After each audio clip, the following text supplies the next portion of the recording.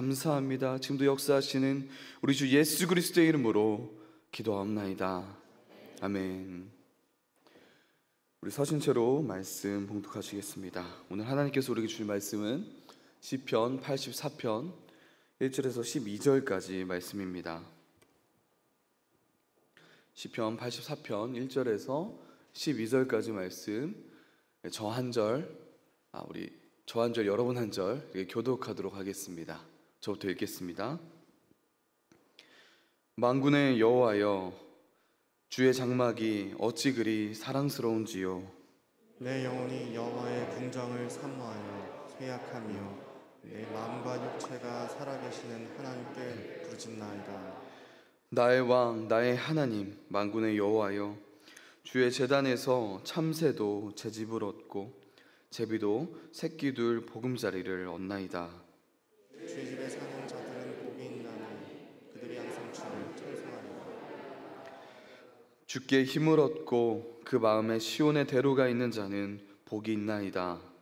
그들이 동물 골짜기로 지나갈 때에 그곳에 많은 샘이 있을 것이며 이른 비가 복을 채워주나이다. 그들은 힘을 얻고 더 얻어 나아가 시온에서 하나님 앞에 각기 나타나리이다. 만군의 하나님 여호와여, 내 기도를 들으소서. 야곱의 하나님이여, 귀를 기울이소서. 우리 방패이신 하나님이여, 주께서 기름 부으신 자의 얼굴을 살펴 보옵소서. 주의 궁정에서의 한날이 다른 곳에서의 첫날보다 나은즉 악인의 장막에 사는 것보다 내 하나님의 성전 문지기로 있는 것이 좋사오니. 여호와 하나님은 해요 방패이시라. 여호와께서 은혜와 영화를 주시며 정직하게 행하는 자에게 좋은 것을 아끼지 아니하실 것임이니라. 함께 읽겠습니다. 만군의 여호와여, 주께 의지하는 자는 복이 있나이다. 아멘. 모두 자리에 앉으시겠습니다.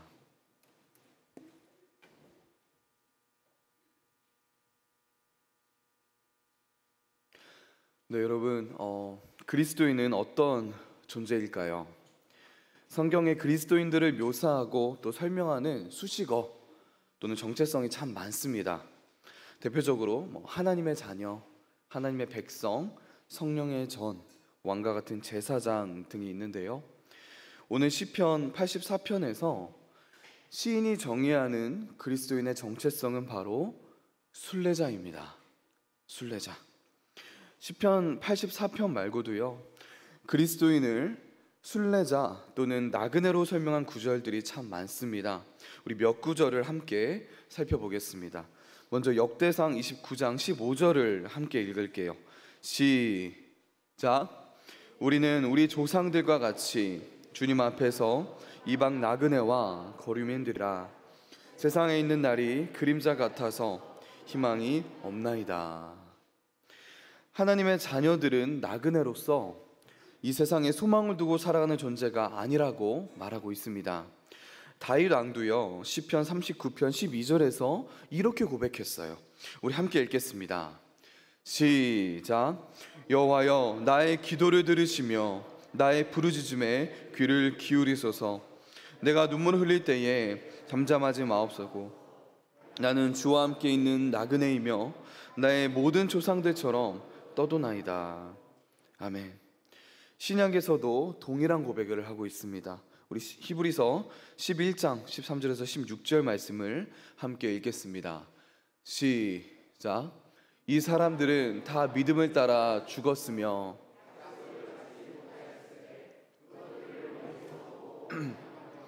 또 땅에서는 외국인과 나그네임을 증언하였으니 그들이 이같이 말하는 것은 자기들이 본향 찾는 자임을 나타냄이라.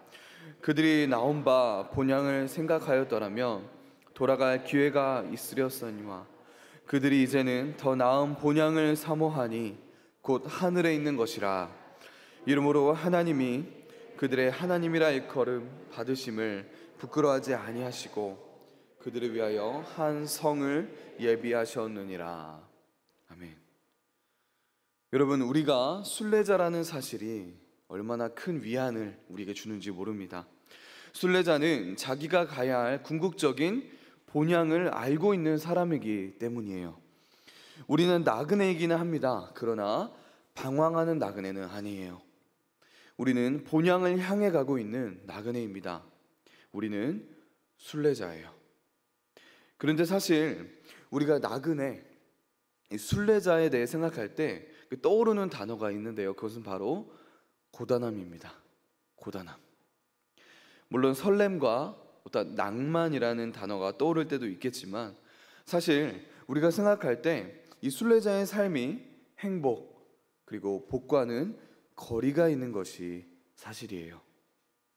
그런데 여러분, 시편 84편에 계속 반복되고 있는 단어가 있습니다.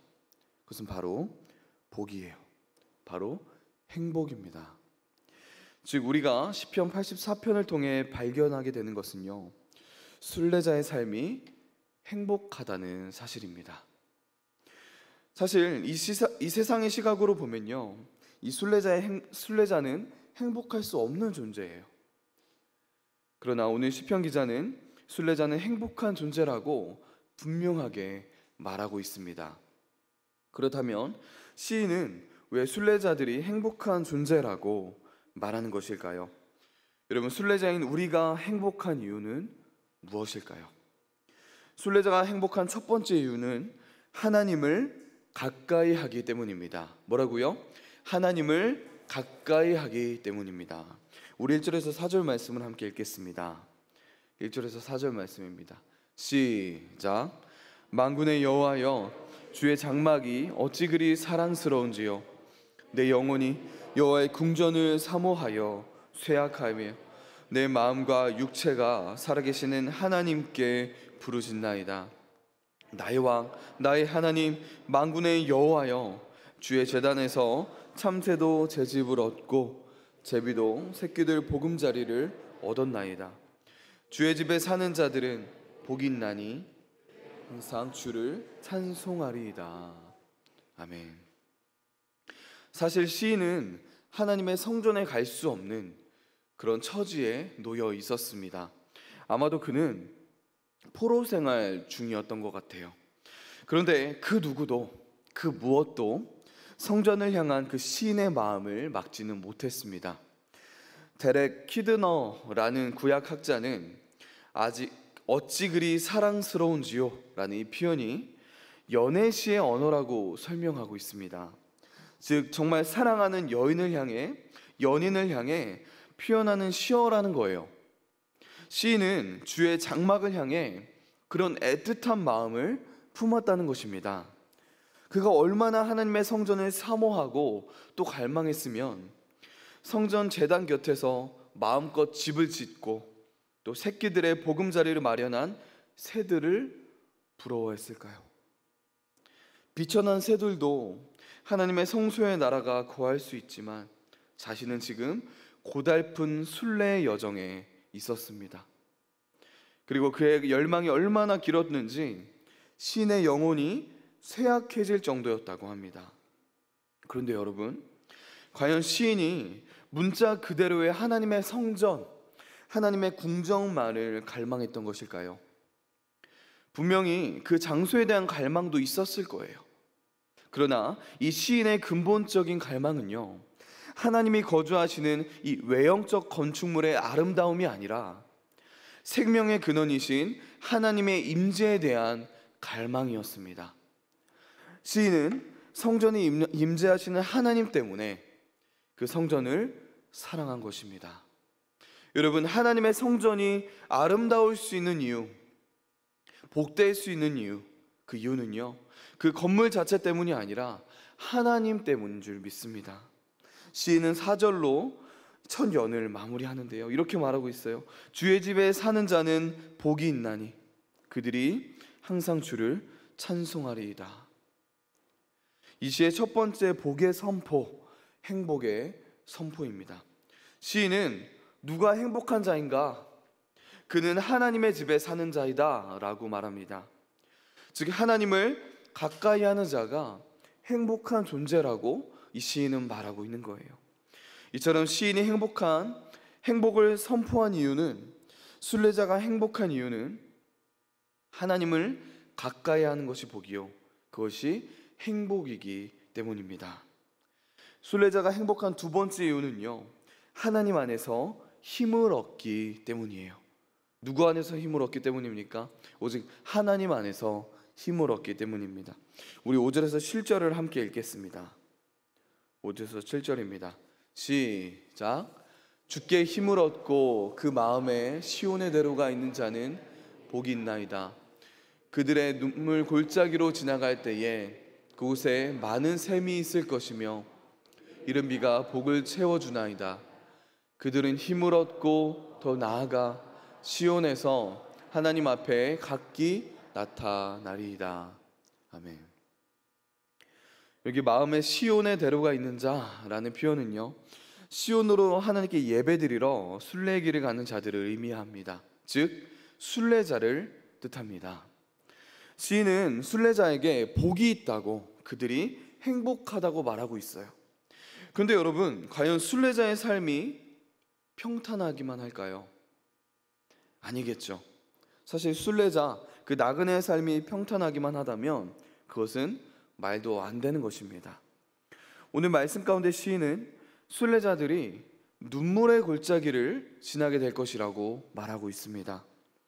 눈물의 골짜기를 지날 수도 있고 지나지 않을 수도 있다고 말하는 것이 아니라 분명하게 반드시 지나게 될 거라고 오늘 시인은 말하고 있어요.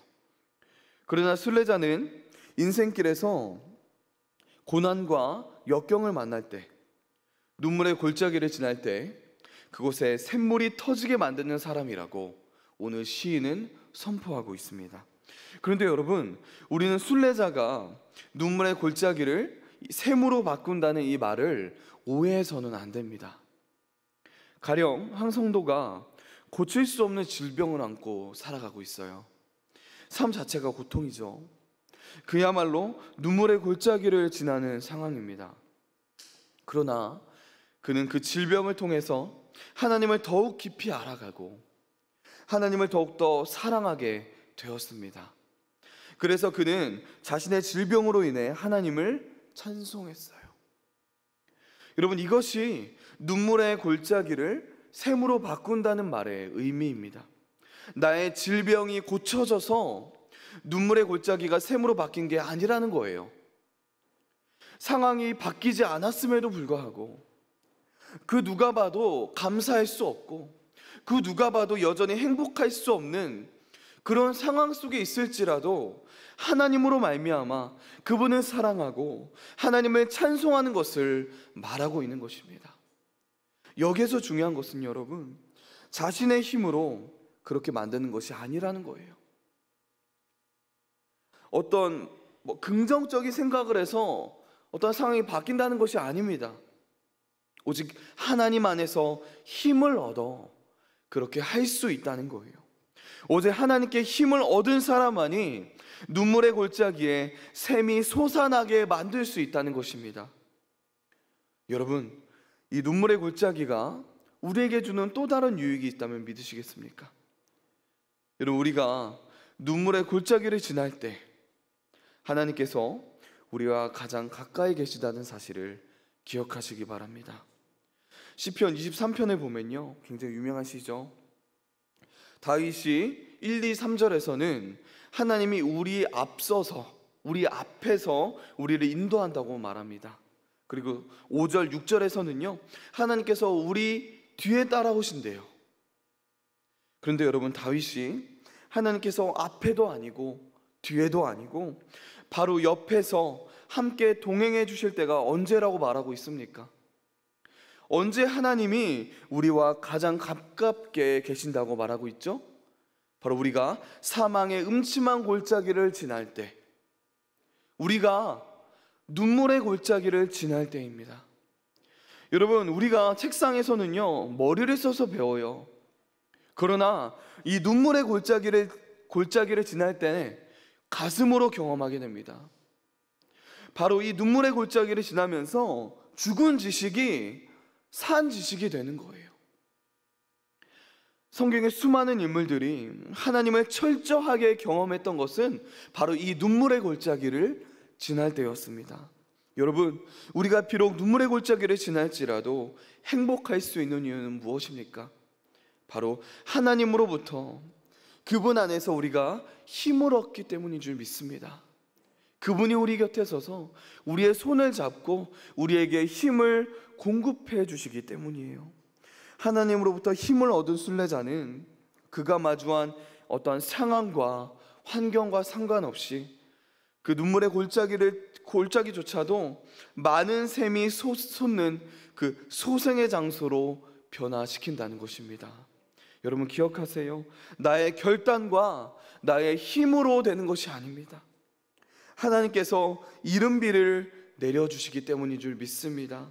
하나님께서 힘을 공급해 주시기 때문에 이 모든 것이 가능한 것입니다. 여러분, 순례자가 행복한 마지막 이유가 있어요. 그것은요, 하나님만을 의지하며 그분의 임재만으로 만족하기 때문입니다. 우리 8절에서 12절 말씀 우리 함께 읽겠습니다. 시작. 만군의 하나님 여호와여, 내 기도를 들으소서.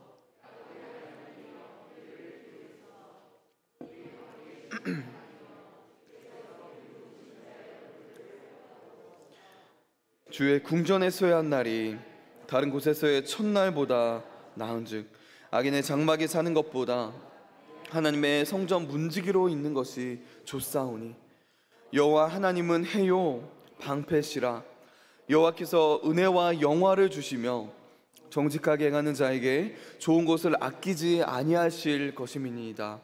만군의 여호와여, 주께 의지하는 자는 복이 있나이다. 아멘. 여러분, 순례자는 하나님만을 철저하게 의지하는 사람입니다. 왜냐하면 오늘 말씀 가운데 시인의 고백처럼 오직 하나님만이 우리의 방패요, 우리의 해가 되시기 때문이에요. 하나님께서 우리의 해와 방패가 되신다는 것이 무슨 뜻일까요? 바로 하나님이 우리에게 해처럼 생명과 빛과 에너지와 기쁨의 근원이 되실 뿐 아니라 방패처럼 참된 안전을 우리에게 주시는 분이라는 뜻입니다. 동시에 하나님은 우리에게 은혜와 영화를 주시는 분이라고 시인은 고백하고 있어요. 하나님은 하나님의 백성이 오늘 하나님을 갈망하는 은혜를 누린다면 그 사람은 장래에도 하나님을 뵙는, 얼굴과 얼굴을 맞대어 하나님을 뵙는 그 영광을 누리게 될 것입니다. 이렇게 하나님은 우리의 해와 방패이시며 은혜와 영화를 주시는 분이세요. 여러분, 이 세상 사람들의 해와 방패는 무엇입니까? 돈입니다. 집이에요. 나의 직장이고요, 나의 경험과 업적입니다. 나의 가족이고요, 그동안 내가 이룬 거예요.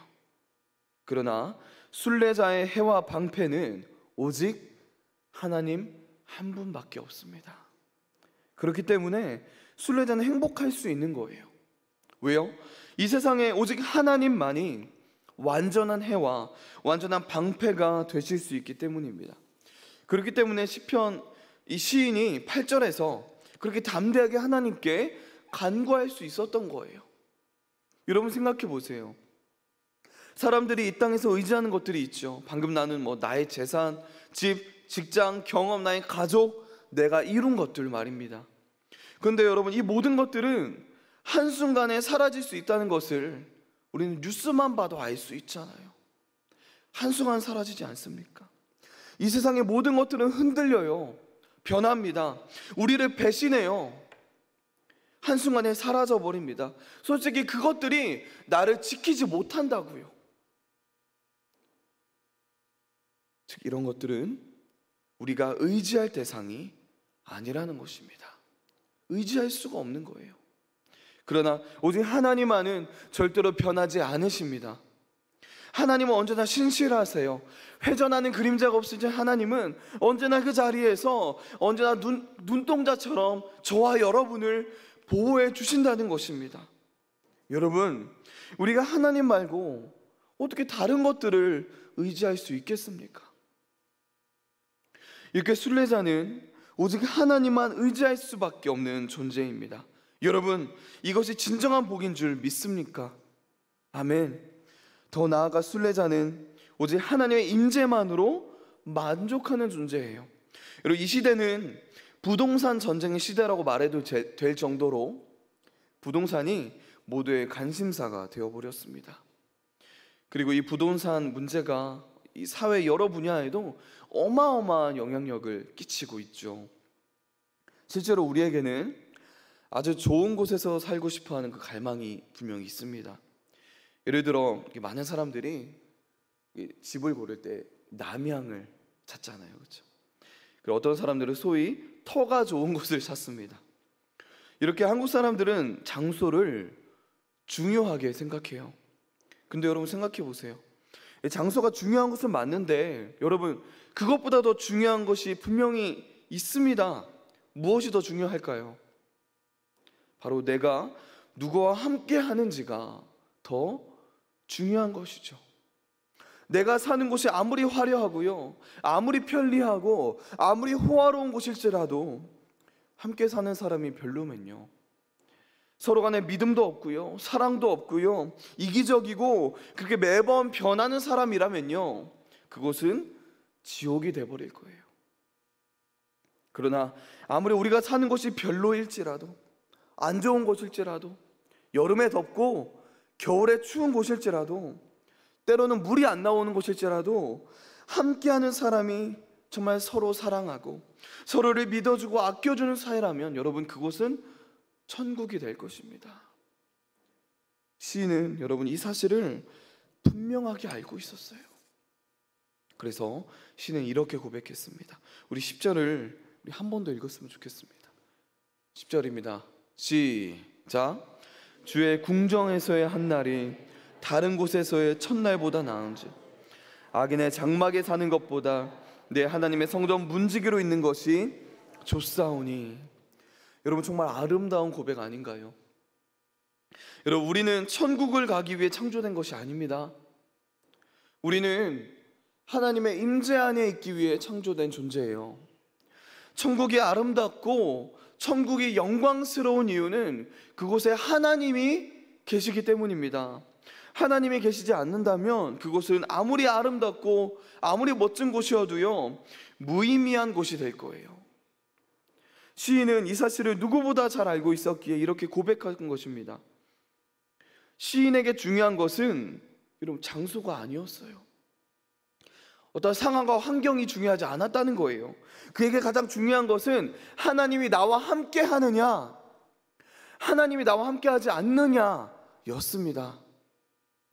여러분, 아무리 비싸고 좋은 레스토랑에서 밥을 먹어도요, 함께하는 사람이 별로면 음식이 맛있을까요? 소화도 안 될 거예요. 여러분, 경험이 있는 분들이 있을 것입니다. 연애 초기에 여러분, 쓰러져가는 분식점에서 떡볶이 1인분 시켜도 나눠 먹어도요, 행복하지 않습니까? 여러분, 우리가 소위 말하는 이 성경의 위대한 인물들 역시 이 사실을 알고 있었다고요. 그렇기 때문에 그들이 우리가 생각할 때 불가능한 일들을 가능하게 만들었던 것입니다. 하박국 선지자는 무화과 나뭇잎이 마르고 포도 열매가 없고요, 우리의 양떼가 없고 외양간에 송아지가 없는데도 기뻐했습니다. 다윗은요, 사울에게 쫓기는 상황 속에서도, 아들이 나를 죽이려고 쫓아오는 그런 상황 속에서도 여호와는 나의 목자시니 내게 부족함이 없습니다 라고 고백했다고요.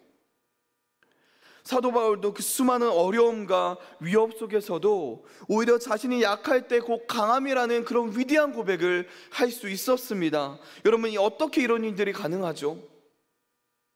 그들이 어떤 환경과 어떤 상황에 있는지는 별로 상관이 없었기 때문이에요. 그들이 이 세상에서 얼마만큼 누리는지는 별로 관심이 없었다는 것입니다. 하나님의 임재 안에 있는 것, 하나님 지금 나와 함께 하시느냐, 내가 그분과 동행하는가, 여러분, 그것 하나면 충분했다는 거예요. 다른 것은 없을지라도 내가 하나님을 소유한다면 그것 하나로 만족했다는 것입니다. 여러분, 지금 당장은요, 악인들이 더 형통해요. 악인들이 더 건강하고요, 악인들이 더 성공한 삶을 살아가고 있습니다. 그런데 그들은 누가 없습니까? 하나님이 없어요. 그러나 비록 이 땅에서는 별 볼 일 없는 인생을 살고 있을지라도, 때로는 취업, 승진도 잘 안 되고요, 관계가 힘들고요, 육체는 병들어 고난 가운데 있을지라도 우리에게 누가 있다는 거예요? 하나님이 있다는 것입니다. 하나님이 우리와 함께 있다는 거예요. 여러분, 진정한 복이 무엇입니까? 바로 하나님과 함께 하는 것인 줄 믿습니다. 하나님의 임재 안에서 사는 것이 진정한 복인 줄 믿습니다. 여러분, 이렇게 하나님의 임재만으로 만족하는 인생을 사는 사람에게 하나님은요, 수단이 아니라 목적이 되십니다. 여러분, 우리 자신을 돌아봅시다. 하나님이 나의 수단인가요? 아니면 목적인가요? 혹시 하나님을 나의 꿈과 나의 계획을 이루는데 도움을 주시는 분 정도로만 생각하고 있지는 않습니까? 여러분, 어떤 사람이 하나님에 대해 참 많이 알 수 있어요. 하나님을 많이 찾을 수 있습니다. 하나님에 대한 열심도 있을 수 있다고요. 그런데 그저 수단으로서 말이죠. 여러분, 신앙생활은 나와 하나님의 친밀한 관계입니다. 신앙생활은 하나님과의 친밀한 교제예요. 즉, 신앙생활은요, 하나님이 나의 목적이 되어 하나님과 함께 친밀하게 걸어가는 것입니다. 하나님이 나의 정말 목적이 되신다면, 나의 어떤 꿈과 나의 목적을 이루는 수단이 아니라 나의 목적이 되신다면, 오늘 말씀의 시인과 같은 고백을 우리는 할 수 있는 것입니다. 여러분, 어떤 사람이 해외 여행을 갔다가 고국으로 돌아가는 길에 그 중간에 있는 나라에서 일주일 정도를 이렇게 보냈다고 생각을 해보시기 바랍니다. 근데 그 사람이 그곳이 너무 좋아서 막 거기서 수많은 기념품들과 물건들을 사기 시작해요. 아니, 더 나아가 갑자기 집을 사고요, 차까지 삽니다. 그리고 값비싼 가구들로 그 집을 다 채웠어요. 우린 이 사람을 어리석다고 말할 것입니다. 제정신이 아니라고 말할 거예요. 아니, 기껏해야 일주일밖에 머물지 않는데 그것이 마치 자신의 전부인 것처럼 그 일주일의 시간에 모든 것을 투자한다는 게 정말 말도 안 되는 것이죠. 그것을 어느 정도는 즐길 수 있을 것입니다. 약간의 기념품을 살 수 있겠죠. 그러나 일주일 머무는 그것이 나의 전부가 되어버리지 않을 거예요. 여러분, 우리는 순례자입니다. 여러분, 우리는 나그네예요. 이 땅이 우리의 궁극적인 목표가 아니라는 것입니다. 이 땅은 우리의 경유지입니다. 그렇다면 이 경유지를 지나는 바른 자세는 어떤 모습일까요, 여러분? 이 경유지의 삶이 나의 전부가 되지 않을 것입니다. 이 경유지에서 막 욕심을 부리지 않을 거예요. 그럴 필요가 전혀 없겠죠. 즉, 순례자는요, 이 땅에서 다른 것으로 만족하지 않으며 다른 것을 의지하지 않는 존재라는 것입니다. 이렇게 순례자가 행복한 마지막 이유는 무엇입니까? 하나님만을 의지하며 그분의 임재만으로 만족하기 때문입니다. 여러분, 오늘 우리는 시편 84편을 통해 이 순례자의 삶을 함께 들여다봤습니다. 여러분, 순례자의 삶은요, 고달퍼요, 슬픕니다, 힘들어요. 그러나 순례자는 행복합니다. 왜요? 순례자는 하나님을 가까이 하고 하나님 안에서 힘을 얻기 때문입니다. 때로는 눈물의 골짜기를 지날지라도 그분께서 나의 옆에서 우리에게 힘을 주시기 때문이에요. 그리고 하나님만을 의지하고 그분의 임재만으로 만족하기 때문입니다. 한마디로 하나님이 함께 하시기 때문이에요. 순례자로서 살아가는 여러분, 우리에게 필요한 것은 무엇입니까?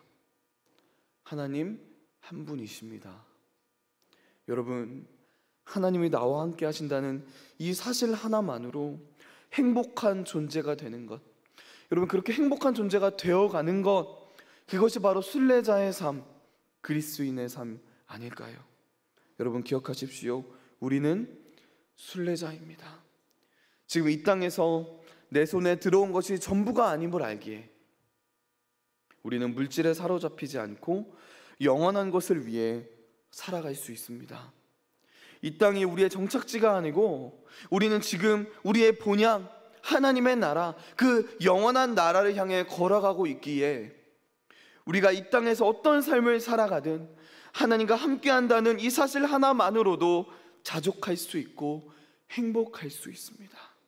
여러분, 우리 하나님의 집에 영원히 거하는 그날까지 주님과 함께 이 거룩한 순례의 길을 걸어가는, 우리 함께 노래 부르며 춤추며 이 길을 완주하는 저와 여러분 되길 소망합니다. 함께 기도하겠습니다. 여러분,